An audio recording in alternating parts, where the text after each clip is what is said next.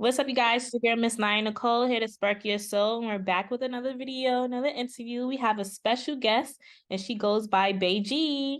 Woo Hey woo. guys. Woo woo. So how you feeling? I'm feeling all right. I'm feeling pretty good. How are you feeling? I'm feeling good too. Feeling blessed, feeling abundant, and alive. That's good. That's good. Yeah, So where, yeah. so where are you from? I'm originally from Boston, Massachusetts. Hmm. Um, that's where like both my parents are originally from. My grandparents, like my roots are in Boston. But I lived in Jersey for a while. I lived in Virginia. Now I'm in Atlanta. But I'm from Boston. Okay, Jersey. I'm from New York, so that's right there. Pop- Oh yeah. You Mhm. know, Boston, we could be a little New York, so. Yeah. I think I went there. They had like crabs or something like a special with crabs. So me and my mom went out there traveling. Yeah, we got like the some bomb seafood. Hmm. Bomb seafood. Mm-hmm. I think I tried Mm-hmm. Phillips when I was out there. And I was like, okay, this. Oh yes. Oh, Hmm. okay. Yeah. Hmm. Yeah, So go to yeah, no, it's good out there. So if you would like to share, how old are you? I'm 26. I know Okay. myself. Hmm. And how long have you been making music for? I've been making music professionally for about 6 years, but I've been a solo artist for only 3. This is my 3rd year. Sorry, my cat just decided to knock everything over. It's okay. Okay. My dog is right here, and I'm just giving him the look like, don't make any sudden move. Yeah, I got my plants a little down and everything, but yeah, my cat he jumped into my car. He jumped into my car, and I kept him. I took him to the vet. Oh I took wow, that's a him dope to the story. vet, and I was like, oh, I'll keep him. Named You're my cat him now. right. That's cute. Hmm. So, how long have you been making music for? Okay, so I've been making music professionally for about 6 years, but I've been a solo artist for only 3. I started off in a girl band, a girl group, with 2 other girls. We were called Boy. It was this whole thing. We was like had a record deal and all that cool stuff. But when we turned like 21, was like 21, yeah, we decided like we were just kind of matured enough to start to do our own things and get to know ourselves and just becoming women. So I've been doing music myself for 3 years now. I released my first project as a solo artist the first year I came out. It was like a 4-song EP. It's titled Vacancy, and I was singing, and I was in the group. I sung and I rap, but now I just full I only sing. So that Hmm. was pretty cool. So, was it a mutual thing that you guys agreed upon to go ahead and go solo? Define mutual. I'm just kidding. No. I think it was definitely a mutual thing when you get to the black and white of it, like contract wise and understanding the business, it was mutual. But as far as like where we seen ourselves in the future, no, it wasn't in the future, no, it wasn't a mutual decision because we just had different plans and different it's 3 different eyes and it's 3 different ears, you know what I'm saying? So it's just like a bunch of people who have different opinions on ways things could go or could go. So once those things come into perspective, no, it's not a group decision, but it was a group decision once it became like paperwork and all those things. So yeah. Okay. So, how did you come up with your name, Baegii?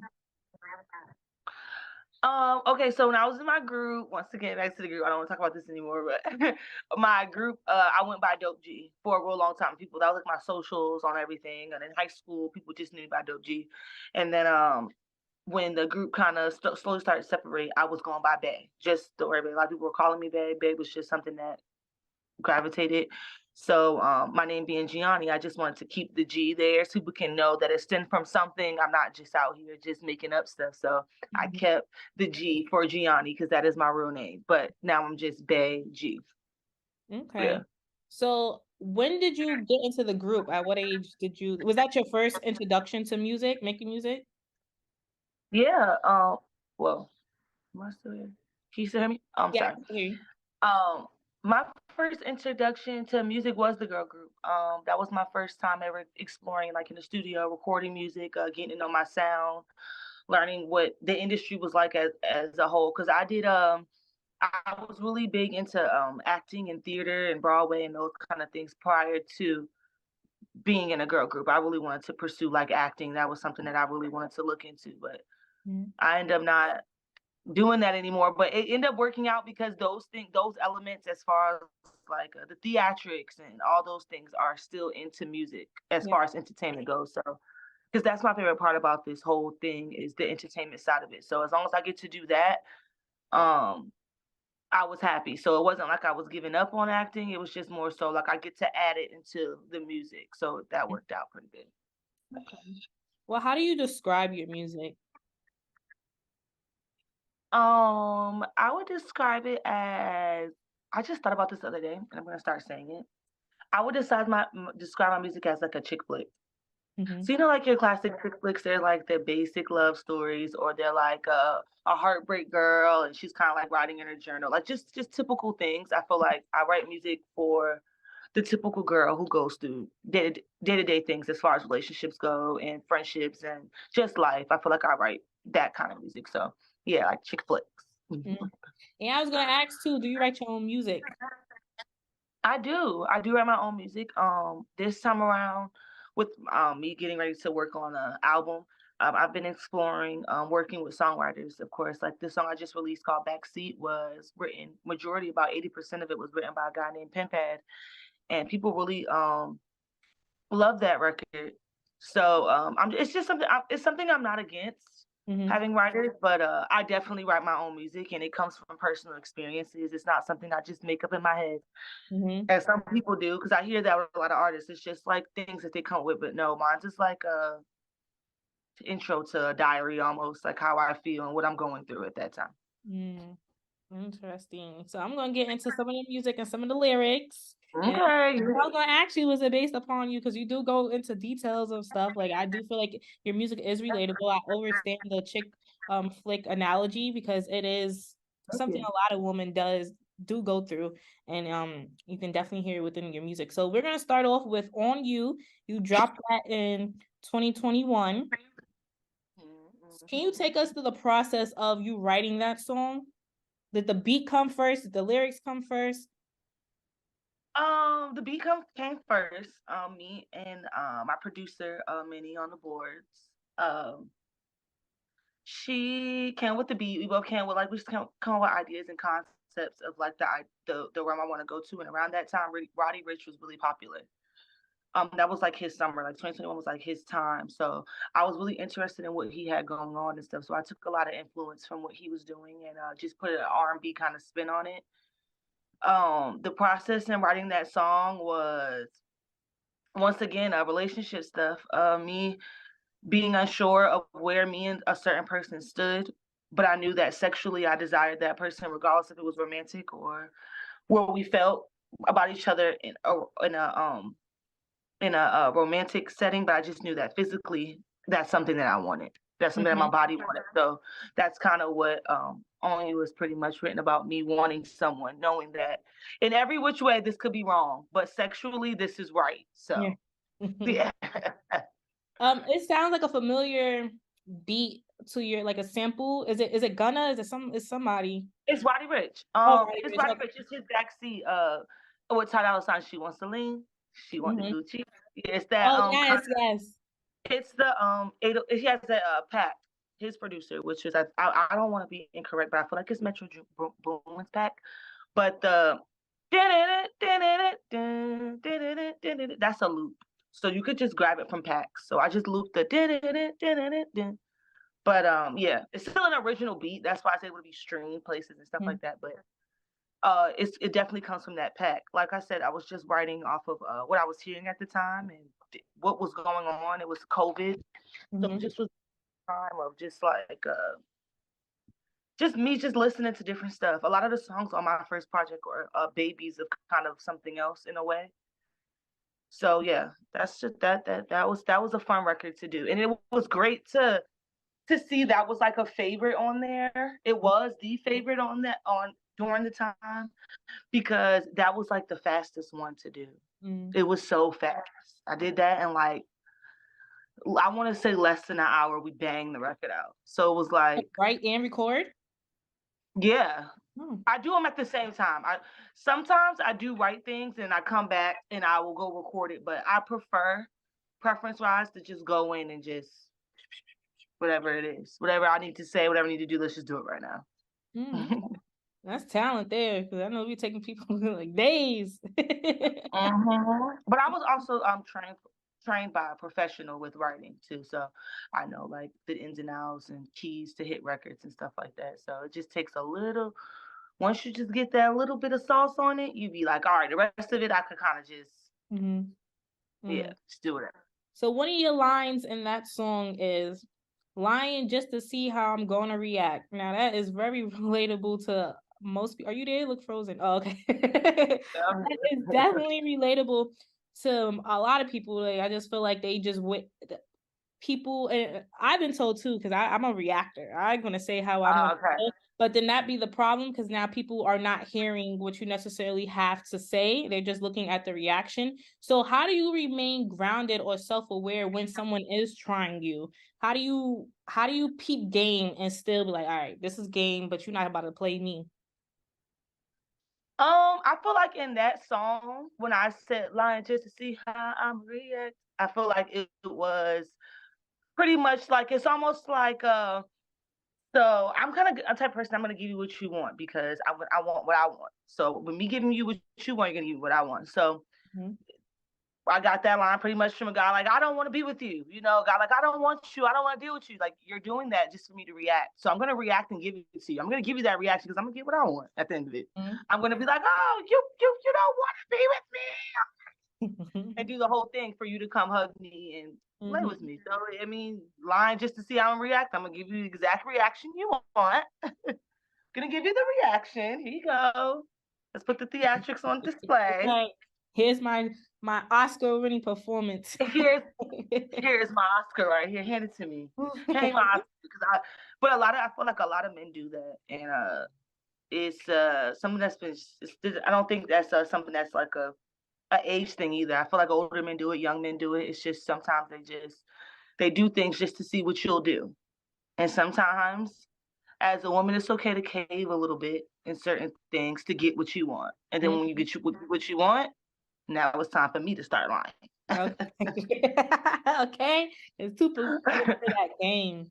Another Okay. lyric in that song is, why is it so hard for us to go from lovers to friends? Because you hit it once and want it again. Do you think someone can hit it and not be sexually attracted to that person afterwards? Like, just be friends with benefits?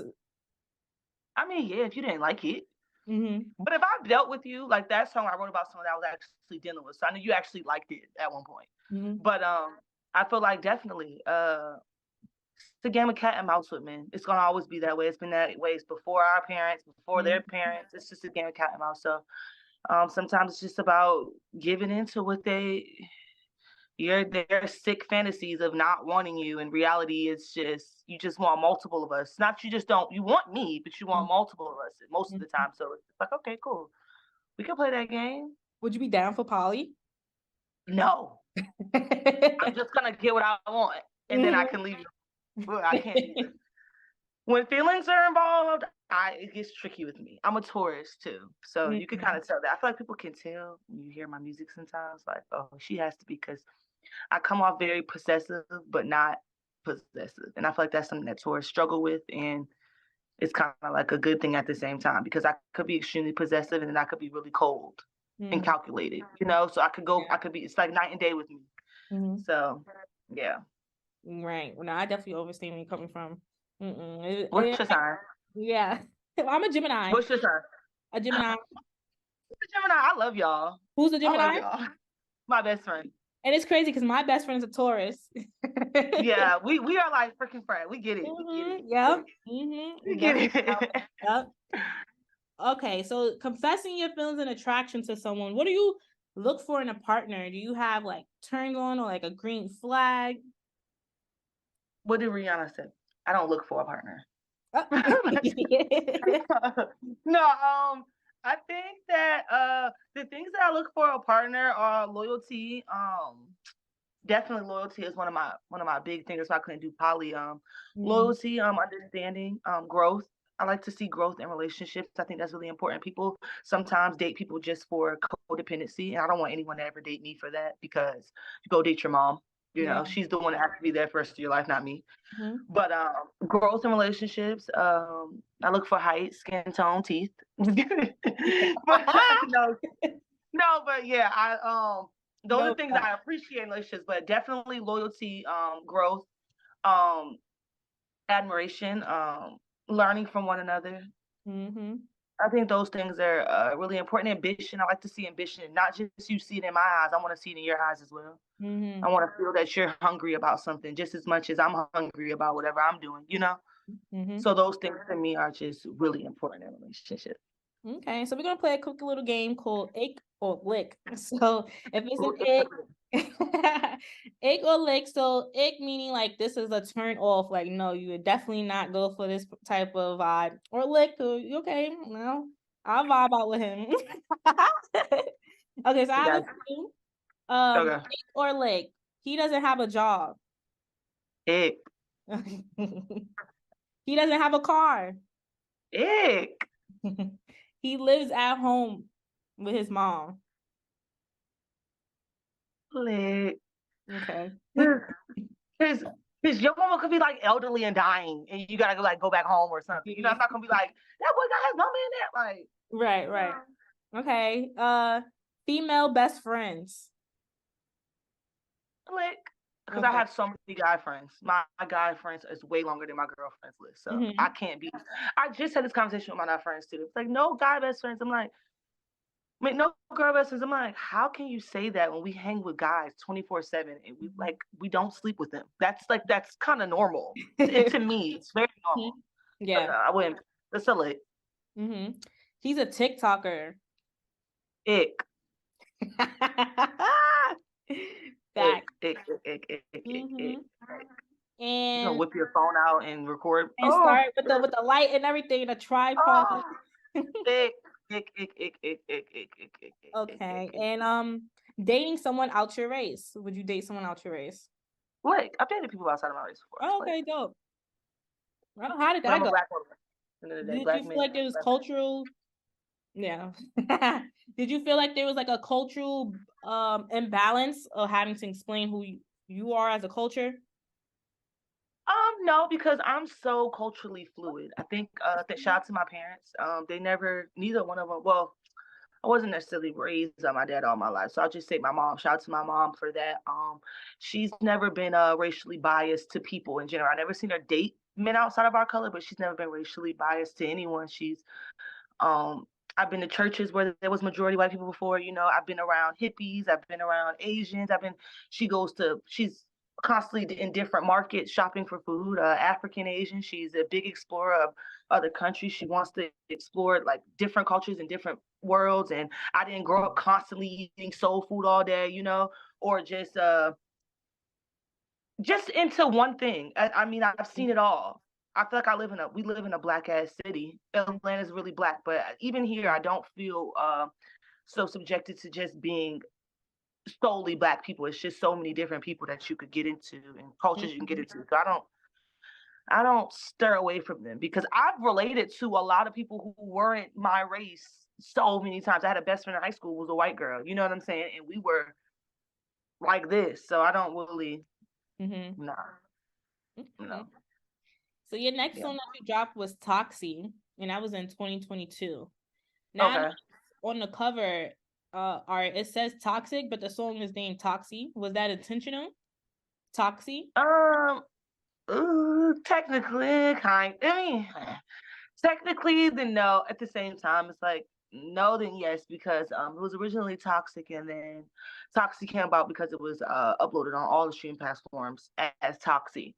And then once it got there, it was like, well, we can make this kind of work because once I Googled what Toxie meant and the different things that it could mean and stuff like that, we were like, okay, this is kind of cool. It gives it a different angle of it. But it was originally Toxic because I'm saying Toxic in the song, so it'll be a lie for me to just get up here and be like, okay, well, you know, because in the song you hear me clearly saying Toxic, so it's like.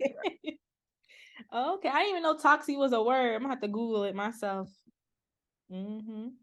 So is this song based? Well, I asked, is it based on personal experience? But you answered that question prior that you are talking about personal experience. So how is it like really allowing us into your journal. Basically, that's what I feel like your songs is really about, is your journal. You telling us how you dealt with certain things and going through certain things. How do you balance keeping your own personal life but still sharing your personal life with your audience, with your fans? Oh, that's such a good question. I think the way I balance it is because I don't think I could get through it if I didn't write it down or Mm-hmm. record it.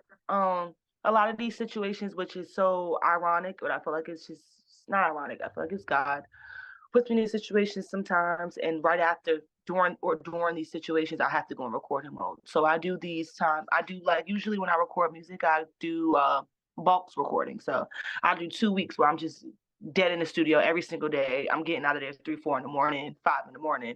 I'm just in there all day every day, and that's when I record my bulk of music, and then I won't come back for another month or two. You know what I'm saying? Do the same thing. I don't really space it out. So luckily, these songs that people haven't heard from me, a lot of them were from situations that I were dealing with at the time. So like with Wish I Could, um, that was a real traumatic turn point in my life, because I was just coming out of a relationship that I was dealing with for almost 2.5 years, and this person people got to see me with, and we were on social media. It was very apparent to the world. So that was my first, like, okay, y'all can know that it's done. Y'all know that it's done now because you can hear it. You know what I'm saying? You get what's going on. So I feel like that's my way of, like, explaining it, because I don't go on Instagram or go on any type of social media or go on a rant letting people know how I'm done with this person or this person did me. I kind of just express it in my music, and therefore when I do interviews or podcasts or anything like that, I don't really have to explain my life, because you kind of could just get it in the gist of what I record. Like, this is what's going on. No, I So definitely that's the understand fun. that. And it's like healing. It's healing to be able to write And it down. my best friends and stuff think it's so funny, because they're like, "Girl, we listen to these songs, and we're like, we seen all this in the messages already. Like, exactly what he did." I'm like, right? So they're kind of reliving it too. So it's fun. It's fun. I'm thankful to be able to write it down and have my Moesha moments. Right. That's very tough. It's definitely a skill. One of your lyrics in Toxic is, "You too toxic," and I love it. Why do you think you or women in general fall for these type of relationships where they know it's toxic, but it's like, hey, let me just stay within this toxic environment still, even though I know subconsciously you're not thinking it like that, but it's like that's exactly what it That's is. exactly what we're doing. Mm-hmm. Right. I think for me, I don't want to speak about women, but I think for me, I think it's the thrill of a lot of things. I like a good thrill. I think now I can speak for all women. I think all women like things that they can't have. Anything that doesn't seem achievable, we want to make it happen. Especially Black women, we want to make everything happen. We feel like we can't not do anything. So you're telling me that I can't have this person, like, you know? So it's like we'll just keep chasing until we have it. So Mm-hmm. I feel like that's where the whole "you're toxic and I love it" thing come from, because it's like, you know, you're not a piece of shit. I know you're not a piece of shit, but I want to prove that I can make you a piece of shit, and it never happens. We never prove it. We never do. We just hurt ourselves more. But Mm-hmm. like I said, it's the thrill of it all. For me, I think it's just the thrill. I'm a thrill seeker. I've always been that way. I like anything that gives me a little bit of a high. Right. No. Anything that comes too easy, I'm like, I can just go get that again the next day. You know what I'm saying? But if Right. it has Right. a little bit of a challenge, I'm like, I want that. Mm-hmm. Which leads me into my next question, because you have another line says, "Every time I push you farther, you just pull me in. I don't know how it got started, but this is where it ends." When do you say enough is enough? Like, how do you know this is enough? I'm pulling myself out of the situation and I'm ready to just grow within myself. Embarrassment. Mhm. Embarrassment. I think that's where mine's come from, because I come from a line of strong Black women, and I think that just being embarrassed. Some things, especially I think, especially my last situation, I'll speak on that one. I feel like when it comes to a point where you can no longer say the exciting things to your family, you Mm, no longer could you no longer could share the joy because it's so fucked up. mm, That's when you kind of know. It's like, I can't even share that this man just bought me because it's like, why are you even dealing with him? You know, I right. feel like that be the breaking point for me, when you no longer could be happy in happy moments. Mm. that it's no fun in that. Who don't want to be happy? Who don't want to share their joy or explain their joy to people or explain why you got this glow or this happiness? When you have to be in secret about anything, I feel like that's when it becomes okay. This is it. We can't do it anymore. And that and family, he love it. Well, Diddy he do that. Like, all right, chill. You a new person. But I've learned over the years too that you just can't tell them anything negative, because once you tell them one bad thing, they don't care about the good stuff no more. You can forgive it, but they can't. Yeah, they don't love them like you love them. So it's like, just don't say anything negative about the person. If you plan on going back, only speak the ill when you're done. Yeah. Yes, I definitely overstand and agree with that.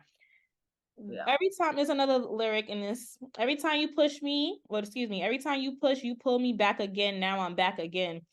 What's the craziest thing you have done for love? To keep coming back and back and back. Oh my God, what's the craziest thing I ever did for love? Okay, so define like the craziest thing I ever did while in love, or the craziest thing I ever did for love, like crazy thing that I did for someone to love me. Like, what do you mean? It don't matter. Just whatever for love. And if you was in love, if it was for love, it don't even necessarily got to be a partner. It's just anything you did for love. Crazy for love. Okay.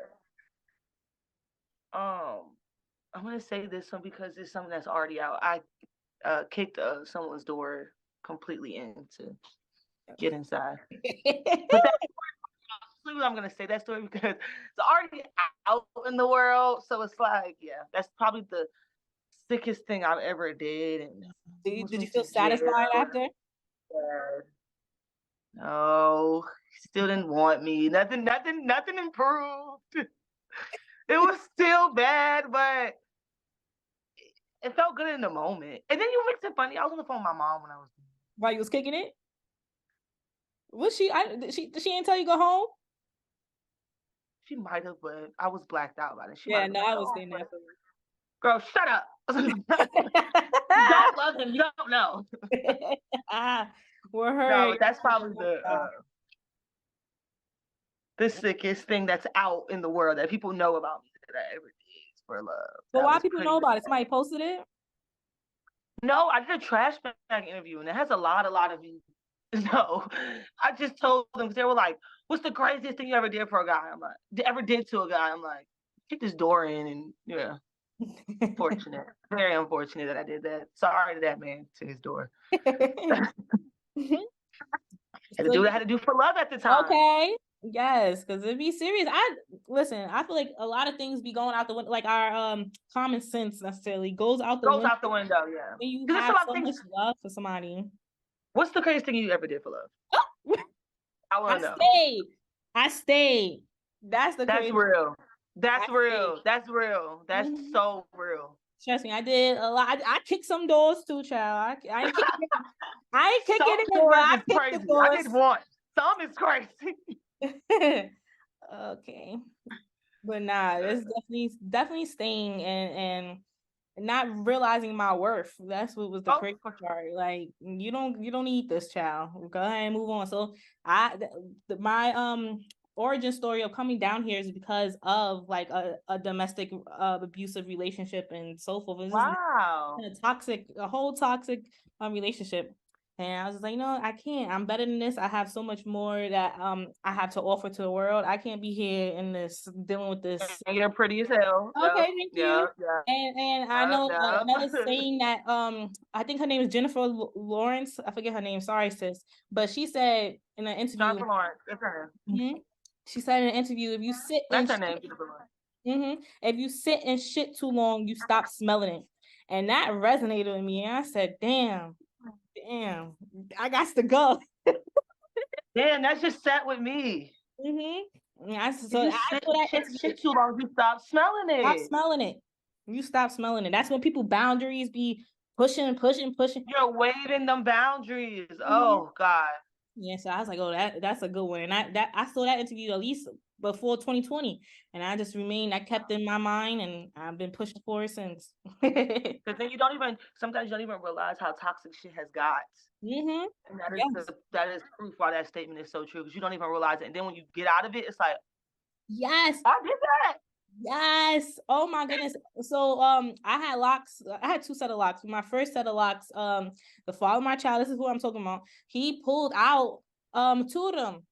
And that was a whole ordeal. Yeah. And then when I moved forward and I was telling somebody the story, I was just like talking and it just rolled off the tongue. And they were like, wait, hold on, let's backtrack. He did this, that, and the third. And I was like, oh my God, let me take a minute too. Cause I didn't realize how Right. yes, I didn't realize how bad that really was. It was just like in such a shock myself. Like when somebody else, when I'm telling them the story, like, why you went through all of that? That's not normal. And I was like, you goddamn right. Sometimes when that shit leaves your lips, you be like, Mhm. oh, Yes. it gags you. Because it's like, I never said it out loud. I just went through it. I ain't never Yes. said it. Mm-hmm. So I Oh, definitely 100%. I'm with you on that. 100%. mm-hmm.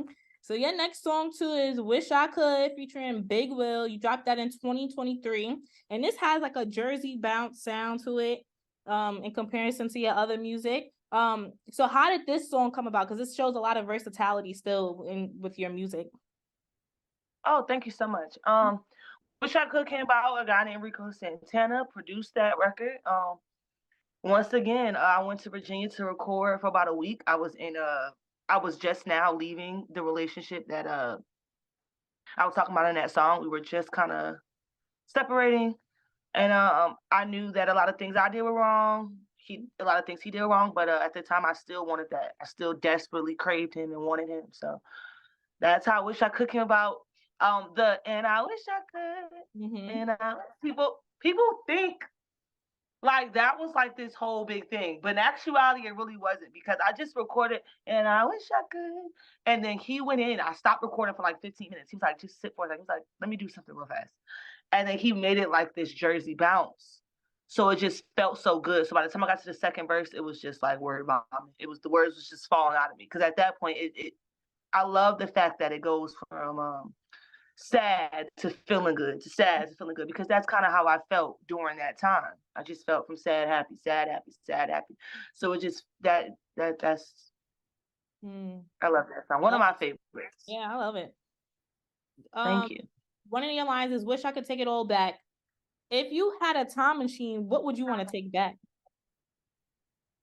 Um, if I had a time machine, I would want to take back all the times, because it was like almost like a full year that I Mm-hmm. took kind of like a break. I started like when my group broke up, I started like working in the clubs. I got me like a real job. I started working in the club. I started to like explore Atlanta guys. I just became that full year. I was heavy into like not drugs, but I was just smoking a lot, drinking a lot. You know that lifestyle. Like it just took a toll on me for like a whole year. And I kind of like just sat outside of music, not really looking in it. I just sat on the outside, kind of just peeping the scene.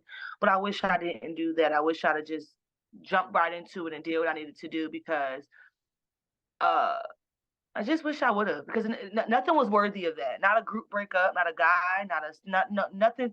Nothing should have took me away from what I loved more than anything in the world. Mm-hmm. So that's something I wish I could take back for sure. Okay. Do you have any artist that inspires you? Beyonce. I just seen her film. That film was so good. I love Beyonce. Okay. I love Rihanna as an entrepreneur. I feel like entrepreneur wise, she's the top tier for me, as far as what she ran into, what she did, what she didn't do, what she said yes to, everything to the T. Musical influences are people like Ty Dolla Sign, her, I listen to a lot of Kalani. Um, I could be fake and sit here and go old school with you, but I listen to a lot of old school myself, but I don't draw a lot of inspiration from it. Mm-hmm. Um, but yeah, those are some of the people that I really I look up to and love. But I also have like a look up to for people like Flavor Flav and stuff like that, because I love reality TV. I'm really big into reality TV. I like how he transformed into that and started doing love shows, and they were kind of funny, because I'm a really funny person. Like I always tell people I want a show on Tubi TV. Because if like people really got to know me, they would see like I'm just really like a big joke. So it's like this kind of something I would do. Like I would do like a show called like For the Love of Bay and want people to take it serious. Mm-hmm. Like I would do that. Y'all gotta look out for the Love of Bae show coming to For y'all. the love of Bae, join my TV show. For real. Okay. For all people. Right. So yeah, latest song was Backseat, and this is featuring Hannon Lane and Big Will, and this was dropped 2023 too. And it starts off with somebody speaking in a Caribbean Jamaican accent. Okay, getting the vibes, setting the vibes right. What is your ethnicity? Is this a part of your culture too, Caribbean? I'm not Caribbean. Oh no, I'm saying it on the record. I just found out I was Jamaican. Bumbleclot. My daddy's daddy is Jamaican. I got Jamaican. Yes. So that. But no, my parents are black. My mom's black. She got like stuff in her here and there, but my parents are black. Black culture, like I said before earlier. Both of my parents are deeply rooted Boston. Their parents, they come from Boston. Mm-hmm. So that's as much culture as I get. Mm-hmm. Okay. I wish I had already to know. No. I love the food, but I just claim black as well. It's just for the nigga. Strictly for the nigga. All right, your lyrics get a little vulgar in this song. You say from coast to coast, let me ride you like a roller. Up, down, watch me drop it low. Up, down, bring it back up slow. Round and round I go. So, what's the key to successfully riding? Because me, girl, I get tired. I got to take it. Where's this music? I put that backseat on. No, for real. Backseat gives me a Partition by Beyonce. It gives me that whole slow and steady. It's more of a seducing situation instead of like fucking. Oh my god, it's more so of a seduction. It's more so of the everything being easy on the eye. It's almost like an act. You're kind of just putting on a show sexually, less of like Pornhub fucking ebony on ebony. Like it's not that. It ain't that. It ain't that. It's more so like slow and steady from coast to coast. Just let me ride you like a roller. It just seems. I just want it to feel like, just feel good. Mm-hmm. So the key to like how Beyonce was in Partition, baby. Time to put up the partition, please. You know what I'm saying? It's just like, oh, it's scandalous. Is that the word I'm thinking of? It's like scandalous. Like I like stuff to feel scandalous. I understand. Not so much of like, you fucked me over here and you threw my head on the back of the. Because girl, and I tell you, I am not sexual expert of the decade. I don't have Meg Thee Stallion knees. My throat is not down. I just can't swallow down to here. It's never gave any of that. I'm just a typical girl. And your last line is backseat. I do it with my legs up, windows down. Where's the craziest place, if you want to share, have you done the deed? Oh my gosh.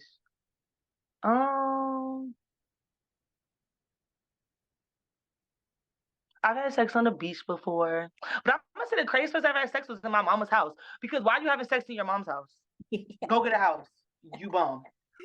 Like, I'm a little ass girl having sex in my mom's house. What the hell? What's up, you guys? We back from our quick little commercial break. So, the last thing I was asking you was, where's the craziest place you have done the deed? And you said your mom's house, which makes sense because it's like we out here doing the thing inside mom crib, mama do crib. I wasn't doing anything in my crib, but I remember in high school, my mom or my grandmother, she walked right in, and I was like, oh damn! The one time I snuck a boy over, I'm getting caught. Not the one time a boy over here, you come here, like. Right. The one time, the first and last time, I bet you it definitely was the first and last. And I'm like, damn, I'm getting caught. This is not the life for me. Oh God, not the life for me either. I never crazy ass story. I used to do this. I used to do this shit, right? Let me tell you this. So when I was in about 8th grade, my mother was a bartender. Everybody knew my mom was a bartender. Like it was like my mom was like, young and hot, kind of, the girl. So I was a bartender. So that means she's not getting home till 4 a.m. So me and my friends, they would be at my house, and my mom was getting ready to go to work. Me and my homegirls would be there. We'll be getting ready too. But we'll be getting ready because boys are about to come over. And I said we would have like 10 boys come over, and they would sleep over my house. And my mom would get there at like 4 a.m, and she'll be like, "What are these boys doing in my house?" When she would see them, and we would say they stopped by before football practice because they got to be at football practice at 6 a.m. So they would stop by. She'll be like, "Oh, okay," not knowing they've been there. Oh, y'all was we did that. Oh yeah, we did that so much. And then my sister, being a hater, she snitched on me one time. My mama finally caught on to it, and when she tore my ass to shreds. But I did that for a really long time. Like, everybody knew, come to G's house for the link up. We can stay over there. We could sleep in the living room, the back living room, up in her room. We could sleep anywhere. Like, we could be anywhere. Like, everybody could let a new couple be like come out in school. Like, a new couple start dating. Oh, y'all come to Gianni's house and link. Y'all can have y'all first little date at my house. Wow, you was the club. Never cared. Oh yeah, it was Club Bay. It was Club Bay house for sure. Like, no offense. Club Bay house. Okay. What do you want to be known for? Your legacy. For being an incredible entertainer. I feel like entertainment is my first love. It's been my passion since I was a child. It's just something that I love. I don't care to be known as the greatest singer in America. I don't care for people to really thank you. I don't care for people to think I write the best songs or got the best link ups or clicked up. My dog just knocked over my shot. I'm pissed right now. I'm pissed. Get him out of here. Sorry. What type of dog you have? A bully. He's a pocket bully. Deuce. He's a pocket bully. He's crazy. I don't know where he went now. He probably burned off. Who gives a fuck? He just ruined his mother's life. You're done. But yeah. Yeah, I just want to be known for being an incredible entertainer. I put a lot into my performances. I don't half-ass them ever. It's where I want to hear the most critiques. I want to hear the most praise in those moments. So that's what I want to be known for sure.